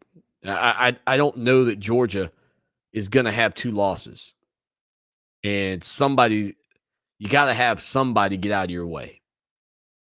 You got to have Ohio State or Oklahoma or Georgia or Alabama. Somebody's got to get out of the way. But all Clemson can do is go play every game they got remaining. Just go get after it. 803-450-0086, 803-450-0086, text line, phone line. We have not gotten into the stats of the game. They weren't great. William Qualkenbush brought some of them up, but Clemson rushed had just 23 attempts and rushed for just 2 yards in the ball game. DJ Uiagalelei rushed for 14 attempts for minus 22 total yards in the ball game. And again, the situation there, running back with Lin J being out, he had 1 carry for 10 yards in the fourth quarter. Will Shipley just 4 carries for 7 yards. Clemson got the ball to Shipley 1 time out of the backfield. I thought he had to have a big ball game. Well, not necessarily a big ball game, but I did say if he had 120 and 2 touchdowns, Clemson would win. Heck, if Will Shipley would have had 1 touchdown, maybe Clemson wins that game. I mean, if the Tigers just have a touchdown, it's a completely different affair. The good bright spot, I think, was Joe Ngata. Joe Ngata, a kid that was banged up all last season, has been banged up during fall camp. Joseph Ngata, 6 receptions, 110 yards. Finally looked like the prospect that I think Clemson fans hoped he would be. And with the news that we told you earlier about E.J. Williams being out, it definitely makes you feel better having Justin Ross and Ngata out there for your Tigers, along with Frank Ladson, and ultimately they want to get Bo Collins more involved as well. The interception, though, one thing that was kind of a common misconception was that was DJ's fault. Really, that came down to Justin Ross, and you heard Dabo Swinney after the game talking about it. Even watching it, I felt like Ross didn't complete his route. It was an option route. He had a choice of what he was going to do. He's really supposed to kind of settle down there and shield off the defender on the backside. If he gets hit, maybe it's a pass interference. Maybe it's an incomplete pass. But if he feels like he can break off of that route and option into a slant, he can. But as Dabo Swinney said, he has to cross the face of the defender. He has to cross the face of the defender, and he didn't. He was not as aggressive as you have to be. And thus what ended up happening was the Georgia defender stepped in front, and DJ gave chase, had a heck of a chance, laid it out there, but Christopher Smith's 74-yard interception return was the only touchdown and was the margin of the final margin of the ball game. But that wasn't really on DJ. That play came down to Justin Ross, and Ross not completing his route when he chose to go into the slant. Stay with us for more of the show that shakes the Southland. Our iconic iHeartRadio Music Festival is finally back September 17th and 18th at T-Mobile Arena in Las Vegas. Streaming free on the CW app and CWTV.com and live on iHeartRadio stations across America. The biggest live music festival in the world. Brought to you by Expedia, the official travel companion of the iHeartRadio Music Festival. Vegas is back. Live music is back. Let's go together. Expedia. It matters who you travel with. Let's get real. Big games deserve big TVs. This upgrade season, I, Dwayne Wade, have been righting TV wrongs, getting people the TV they deserve. With the Hisense U LED series with Quantum Dot Color and Dolby Vision Atmos, all the action feels like you're actually there. And it'll stream music from live radio stations, podcasts, and playlists of any moves or activities on iHeartRadio, all for free. So it sounds as smooth as it looks, a bit like me. Discover the range at hisense.com. When it's football season, that means it's fall. Is your HVAC system ready for it? Sure, it's a big difference going from those hot summer days to those cool fall and winter nights. If you do have a problem, or better yet, before you have a problem, have my friends at On-Call Plumbing, Heating, and Air come and take a look. With On-Call, you'll always get a trained technician, not a trained salesperson. On-Call Plumbing, Heating, and Air. Pick up the phone and we'll be right there. Call 781-HELP. Way back when, Colombia was a vast dining desert, a wasteland for fast, fresh, authentic Southwestern food. Weren't nothing bundled up nice and warm in a tortilla. Colombia needed Diablos. Southwestern the way you want it. The real deal, with no shortcuts in quality and served up as fast and fresh as you want it. Diablo Southwest Grill. Sunset Boulevard in Lexington. DiabloSouthwestGrill.com. This is Chris Collinsworth. Here's what's trending on the iHeart Sports Network, presented by DraftKings. New year, new staff, new quarterback, but the Crimson Tide train keeps on rolling. Saban has mastered the art of evolving his program. When too many coaches these days are set in their ways and love their voice, he pivots. Most college football dynasties last 5 years. 6 maybe. Yet Nick Saban's found a way to keep it going for 14 straight with no end in sight. Behind another stud quarterback and loaded roster. Put Bama in the title game. I'm Colin Cowherd. Download the DraftKings app and use code SPORTS to get a free shot at millions of dollars up for grabs this week with your first deposit. Minimum $5 deposit required. Eligibility restrictions apply. See DraftKings.com for details. Need more football in your life? Look no further than the Good Morning Football podcast. Join me, Kay Adams, alongside Nate Burleson, Peter Schrager, and Kyle Brandt for a daily breakdown of the league's biggest stories. If you're looking for the secret ingredient that makes Patrick Mahomes so special, or which sitcom best describes the Cowboys season, then this is the podcast for you. The GMFB podcast is your one-stop shop for all things football. Listen to the Good Morning Football podcast weekdays on the iHeartRadio app or wherever you get your podcasts. Chances are there'll never be an emergency ever again. But just in case, let's talk about a plan. Okay. Who is going to grab the go bag? What's a go bag? It is a bag we do not have that is filled with things we really, really need in an emergency. Guess we won't have to worry about it then. Well, this is great. I am so glad that we don't have a plan. Winging it is not an emergency plan. Make sure your kids know what to do during an emergency, who to call, where to meet, what to pack. Visit ready.gov/kids for tips and information. Brought to you by FEMA and the Ad Council. Want to hit a home run with your smart speaker? Alexa, play Fox Sports Radio 1400 on iHeartRadio. That sounds like a pretty good choice to me.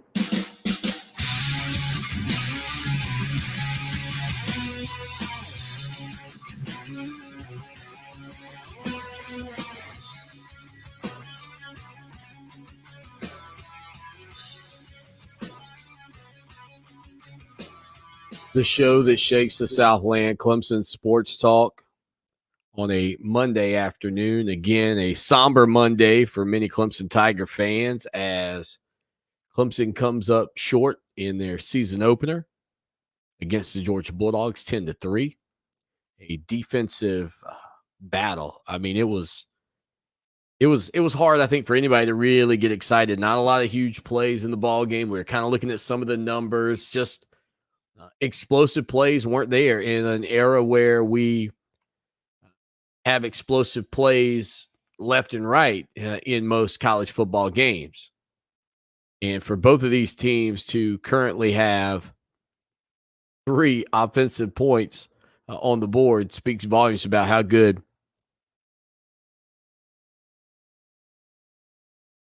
those defenses were up in Charlotte. Kirby Smart, Georgia head coach, said the Bulldogs are experiencing their, quote, highest spike of COVID-19 cases despite being more than 90% vaccinated. The Georgia Bulldogs are set to host UAB at Sanford Stadium on Saturday. Said 3 or 4 of his players are sidelined with COVID-19. He declined to identify the players, according to ESPN, during his teleconference with reporters on Monday. It's unknown whether they will be available to play against UAB on Saturday. Smart said, quote, I'll be honest with you, I'm as concerned as I've ever been because we have 3 or 4 guys out with COVID, and we have a couple of staff members that have been out with COVID here recently. For us, we're at our highest spike, and people are talking about vaccinations. Well, these are people that are vaccinated. We're talking about breakthroughs, and so that concerns you not only for the players on your team that are unvaccinated, that are playing and not playing, because we want everybody to be safe, but it concerns me for our players that are vaccinated that we could lose them. Of course, the news right before Clemson's matchup with Georgia was that their sports medical director, Ron Corson, was diagnosed with COVID-19, and he didn't travel with the team their matchup against Clemson on Saturday. Now, we heard from Tony Elliott earlier. I didn't get to give you everything from Coach Elliott because we were up against the break with William Qualkenbush joining the program. But I do want to jump back into some of those things with you and the what ifs, that Tony Elliott was asked about. Like, what could you have done differently after you go back and take a look at the tape? Here's what Tony Elliott had to say on that front. Definitely in a game like that, you want to evaluate. You always got 20/20 in hindsight. Probably should have stuck with the run game a little bit more. It felt like it wasn't there as much as. And when you go back and watch the tape, we were actually creating some holes, and we had some RPO stuff if we handed a couple balls off. So probably stick with the run game, and definitely down there in the red zone. Got a little anxious, wanted to get that ball in the end zone. Went 3 straight passes there. Probably should have ran it on first down.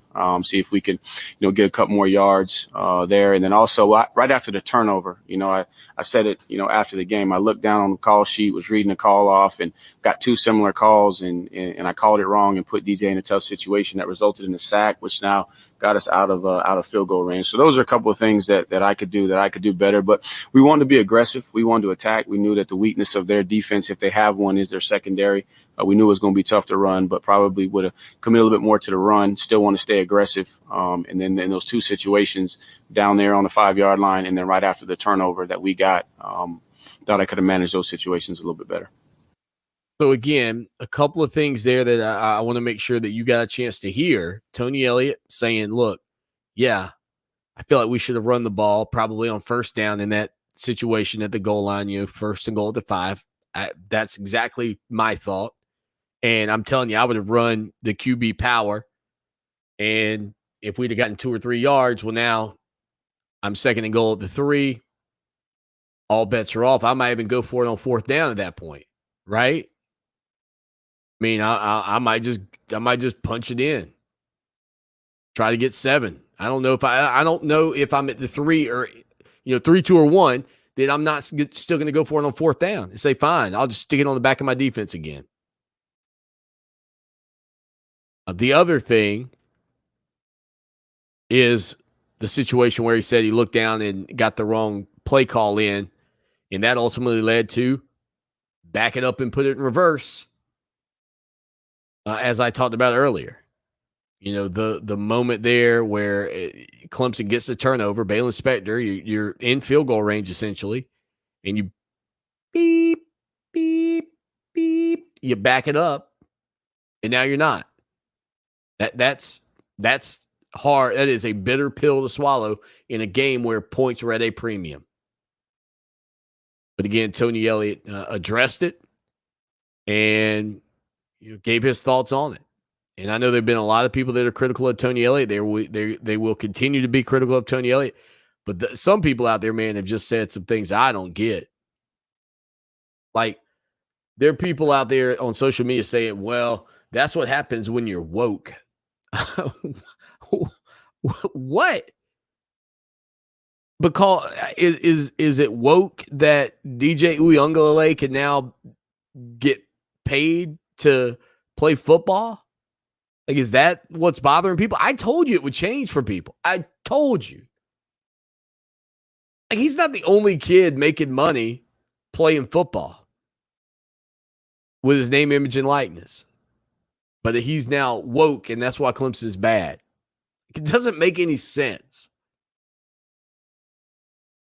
It doesn't make any sense. That same DJ Uiagalelei that everybody's like, man, he's horrible. We got to get Tyson Pumachan in there, is the same guy who against Notre Dame last year in South Bend, Indiana, led you on a game, what should have been a game-winning touchdown drive. Put up, 40-some-odd points in that game. But that guy, he's not good anymore because he's woke. I don't even know what that means. I mean, that'd be like telling me that he's bad because of the outfit he picked. Yeah, if he'd have gone with something a little more modern instead of the 1920s mafioso kind of look, he probably plays better. The outfits looked like it was from the 1920s, Swanee. See the Clemson offense. See, they're not very good. See, with DJ Uiagalelei. See, I don't get it, man.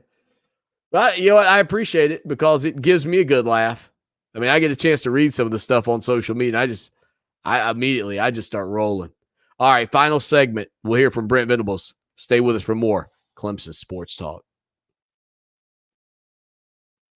Redneck Yacht Club. 97.5 WCOS welcomes Craig Morgan. What I love about Sunday is It's the Big Red Barn Retreats Fall Jam at the Ballpark, Saturday, October 9th at the Fireflies, Segra Park. Craig Morgan. Hardworking combine driver. Also presented by Sonic Drive-In, Michelob Ultra, and FN America. Get your tickets now at thebigredbarnretreat.org or the Segra Park box office. The rodeo is back. The 5th Annual Outlaws Championship Rodeo at the Antioch Community Center in Camden, September 24th and 25th. Main events include cowgirls barrel racing, cowgirls breakaway roping, steer wrestling, bull riding, bareback riding, and more at the Outlaws Championship Rodeo. Let radio advertising keep your business top of mind with customers all summer long. Visit iHeartAdBuilder.com to get your business on the radio quickly and easily. You can even make your own radio ad. Just answer a few questions and we'll do the rest. Sign up today at iHeartAdBuilder.com. At the Samuels Reynolds Law Firm, we've seen how terrible accidents turn lives upside down, and we're proud to be the lawyers our clients depend on during their toughest moments. I'm Jason Reynolds. Call me when your family is faced with any serious injury or death. And I'm Stephen Samuels. When you're hurt at work, I go to work, getting you the medical treatment and workers' compensation you depend on. We have the experience and passion you need when you need it most. Samuels Reynolds. True injuries, true lawyers. 779-4000. Parents, do you want your child's shoes to fit perfectly? Then you need to get your kids Skechers Stretch Fit shoes, because Skechers Stretch Fit shoes are so comfortable and so stretchy, they easily slip on and fit almost like a sock. Your child is constantly moving and constantly growing, so they need a shoe that moves with them. And Skechers Stretch Fit's soft, stretchable material contours to their busy feet. It's a perfect fit. And not only do they fit like a dream, they perform like one too. Skechers Stretch Fit keeps your child's feet comfortable all day long. With Skechers' exclusive air-cooled memory foam and a breathable Stretch Fit knit, your child will be cool and comfy whether playing, studying, or just hanging out. Plus, you'll love just how durable they are. Stretch Fit is designed to take everything your child can throw at them, and if they get dirty, just pop them in the washing machine. It's that easy. Give your kids perfect comfort that adjusts to them with Skechers Stretch Fit shoes. Find them at a Skechers store near you, Skechers.com, or wherever kids' shoes are sold. Hi, I'm Alicia Kaufman Quinton. My daddy, Billy Kaufman, opened Kaufman's Meat Plant at our present location in 1955. My family still works hard every day to ensure fresh quality cuts of beef, pork, and poultry. How about a tasty T-bone, ribeye, or New York strip steak? But to order at Kaufman's Meat and Place. Just look for the signs near the intersection of US 1 and I-20 in Lexington. Call us at 356-0076 to place your order. Kaufman's Meat and Place, when you want the very best your money can buy. There are many sounds in your day-to-day life. There are sounds that wake you up. Sounds that make you smile. Sounds that energize you.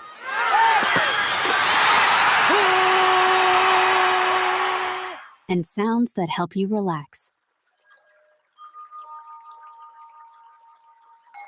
But there are some sounds that can alert you to danger and can help save lives. Wireless emergency alerts, now on many mobile devices, use a unique sound and vibration to bring you information about severe weather events, Amber Alerts, or other emergencies in your area. With critical information from local sources you know and trust, you can be in the know, wherever you are. For more information, visit ready.gov/alerts. Brought to you by FEMA and the Ad Council. Fox Sports Radio 1400. Online at foxsportsradio1400.com. On your phone with the iHeartRadio app and on hundreds of devices like Alexa, Google Home, Xbox, and Sonos. An iHeart radio station. What have you done for me lately? It's a fair question. Just don't lose sight of the bigger picture. Don't forget history. Lucky for us at Clemson, the answer to the questions, what have you done for me lately, and what have you done always, are the same.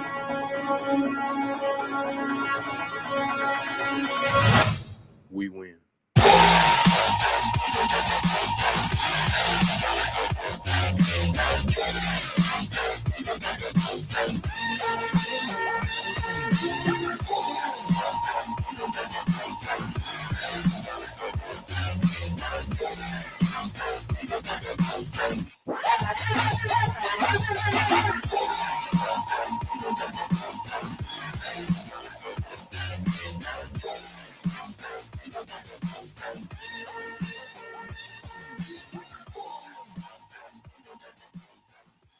Final segment on the Monday afternoon Clemson Sports Talk. All right, a couple of quick notes to get to here from some of you checking out the program today. Make sure you subscribe to our YouTube channel, please. We're trying to get to 1,000 subscribers. That would be awesome. And then once we hit that mark, we'll start shouting about getting to 2,000. So you can at least shut me up for a little bit by going ahead and helping us get to our first 1,000, and then to the moon. That's where we're headed. All right. So Scott says, I'm just going to read this like he wrote it. I'm not sure exactly what I'm saying here, but Scott says, Swanee, let everybody know I'll be in Spartanburg at RJ Rockers with my IBO Monte Carlo and in Clemson in the first Friday parade on Friday. I'm not sure what an IBO Monte Carlo is, but Scott, those that do know, we'll be looking for you, brother. Appreciate you checking out the program today. Linda says, what? Woke? Scott Edwards says, I woke this morning. Yeah. And Linda says, I did too. Thank the Lord. Yeah. I'm happy to be woke. Text line number if you want to get in on the conversation and be a part of the program anytime, any place, anywhere is 803-450-0086, 803-450-0086. So if you want that, I'm going to put it up on the board for you here on the show as we get out. There you go. Well, that's not where I wanted it. Sorry about that, everybody. There you go. Now you can get in on that action. There it is.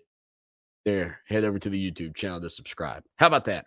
All right, so Brent Venables, defensive extraordinaire for your Clemson Tigers. Here are some of his thoughts that he had earlier today when he sat down with the media to kind of recap watching some of the tape on Clemson and Georgia from the weekend. I thought there was a lot of good in the game. Our guys came out. We were really physical, played with good positioning, handled a lot of adjustments, tempo, management of the game, checks. Thought we played with good discipline, not perfect. Again, matched the mindset and the physicality and didn't let the emotion of the game, be more than again, any other week, just in regards to playing with poise and, again, discipline and focusing on execution and playing with great effort. So those things were obviously really positive. Would like to be a little better on third down and, create more disruption, but we gave up some of the disruption that you get sometimes for being overly aggressive or more aggressive in your play calling and just being the first game of the year, not knowing, again, exactly what we're going to get. And thought our guys managed the game plan really well from that standpoint. Needed to get a stop at the end of the game, and weren't able to do that. And so that was, disappointing. But our guys played with tremendous effort and toughness, and gave ourselves a chance to win, and played good team defense for a good part of the night. I think they might have had 21 completions, and I think 18 of those 21 were 8 yards or less. The throw was 8 yards or less,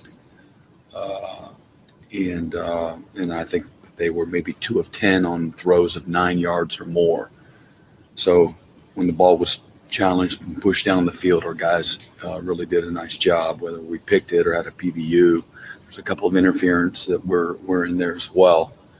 But I thought our positioning was good. I think they, from a play call standpoint, they had it on schedule to call a few shots, but we were in great position and on top of route. So, they went elsewhere with the football. Again, Brent Venables, one of the other guys that he mentioned, and I'll try to get that audio for you. He just was talking about Andrew Makuba. And Makuba played awesome, man, as a freshman out there starting the game. Just looked natural wearing that number 1 jersey for your Clemson Tigers. Really good to see him play that way so early. And it looks like he's going to be a fixture for Clemson on the back end. Here's Coach Venables talking about Andrew Makuba a little bit. And really played well, under the circumstances, and got something to really build off of. And Makuba, got his first start, and he would have started had Nolan been healthy. Nolan would have been on the other side in all likelihood. So, Makuba has done that since he was out here this spring. Just as far as where he played at. So it says again, we've got some good young players and building some depth there at some critical positions, and guys stepped up, whether it's Tyler or Trey Williams and Rook and Peyton and Darnell. Certainly Brian played well, but it was good to see those guys. They're down some guys. Certainly we had two of our better players going into the season, two of the more experienced guys, and unfortunately right up the middle of your defense. But, when we weren't good, we were really not good outside, defending the edges, where we got to get a little better at. But there you go, Brent Venables again, talking about Tyler Davis not being able to play on the interior, and then Nolan Turner out on the back end of that defense in the opener. So we got to get out of here. Listen, thank you. Go hit that subscribe. Even if you're watching on Facebook, even if you're watching on Twitter, go over to our YouTube channel and hit subscribe. We'd love to add you into the mix over there. And again, as always, y'all take care now. Until tomorrow, y'all take care. And go Tigers! Clemson Sports Talk with Lawton Swan on Columbia's home for sports.